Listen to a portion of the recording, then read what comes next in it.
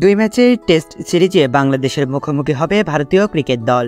চেন্নাইয়ের এম চিদম্বরম স্টেডিয়ামে বৃহস্পতিবার অনুষ্ঠিত হবে প্রথম টেস্ট। এখন পর্যন্ত বাংলাদেশের বিপক্ষে খেলা ১৩ টেস্টের মধ্যে ১১টিতেই জিতেছে ভারত। বাকি যে দুটি ড্র হয়েছে সেটিও বৃষ্টির কল্যাণে। রোহিত শর্মার নেতৃত্বে আসন্ন সিরিজেও জয়ের ধারা বজায় রাখতে চাইবে ভারত। সিরিজ শুরুর আগে প্রথম টেস্টের জন্য বাছাই করা ভারতীয় খেলোয়াড়েরা বাংলাদেশের বিপক্ষে কেমন পারফরম্যান্স করেছে চলুন দেখে আসা যাক। রোহিত শর্মা। ভারতীয় অধিনায়ক রোহিত শর্মা এখন পর্যন্ত বাংলাদেশের বিপক্ষে ৩টি টেস্ট খেলেছেন এবং সেই ৩টি ম্যাচে ডানহাতি ব্যাটার মাত্র ৩৩ রান করেছেন। তাই বলাই যায় বাংলাদেশের বিরুদ্ধে সুপার ফ্লপ ভারতের অধিনায়ক। শুভমান গিল। বাংলাদেশের বিপক্ষে ভারতের হয়ে দুটি টেস্ট ম্যাচে ১৫৭ রান করেছেন ২৫ বছর বয়সী এই ওপেনার। ২০২২ সালে চট্টগ্রামে তিনি প্রথম টেস্ট সেঞ্চুরি করেন। বিরাট কোহলি।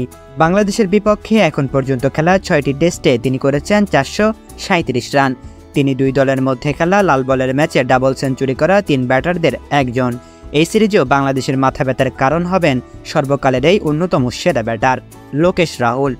৩২ বছর বয়সী কেএল রাহুল বাংলাদেশের বিপক্ষে শেষ টেস্ট সিরিজে ভারতের নেতৃত্ব দিয়েছিলেন, তবে তার পারফরম্যান্সে ছিল না বলার মতো কিছু। বাংলাদেশের বিপক্ষে ৩ টেস্টের ৬ ইনিংসে মাত্র ৬৯ রান করতে পেরেছেন তিনি। ঋষভ পান্থ। উইকেটরক্ষক ব্যাটার ঋষভ পান্থ বাংলাদেশের বিপক্ষে বরাবরই মারকাটারি ব্যাটিং করেন। এখন পর্যন্ত তার খেলা দুটি টেস্টে ৯১.৩৫ স্ট্রাইক রেটে করেছেন ১৪৮ রান। রবীন্দ্র জাদেজা। বিশ্বের ১ নম্বর টেস্ট অলরাউন্ডার রবীন্দ্র জাদেজা বাংলাদেশের বিপক্ষে বেশ ভালোই খেলেছেন। ৩ টেস্টে ১৪৮ রান করেছেন এবং উইকেট নিয়েছেন ৬টি। রবিচন্দ্রন অশ্বিন। বিশ্বের ১ নম্বর টেস্ট বোলার অশ্বিন এখন পর্যন্ত বাংলাদেশের বিপক্ষে ৬টি টেস্ট খেলেছেন। ব্যাট হাতে খুব ভালো না করলেও নিয়েছেন ২৩ উইকেট। অক্ষর প্যাটেল।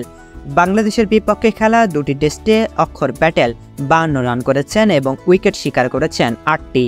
তবে এই সিরিজে তার একাদশে থাকা হচ্ছে না, সেটি অনেকটাই নিশ্চিত। মোহাম্মদ সিরাজ।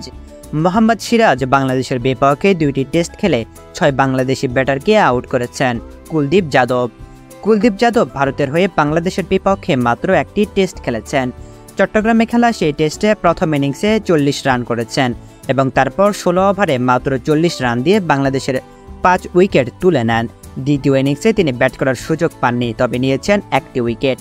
এছাড়াও ভারতের স্কোয়াডের অন্যান্যদের মধ্যে জসপ্রীত বুমরাহ, ইয়াশাসবি জয়সওয়াল, সরফরাজ খান, ধ্রুব জুরেল, আকাশদীপ এবং যশ দয়ালরা লাল বলে বাংলাদেশের বিপক্ষে কোনো ম্যাচ খেলেননি।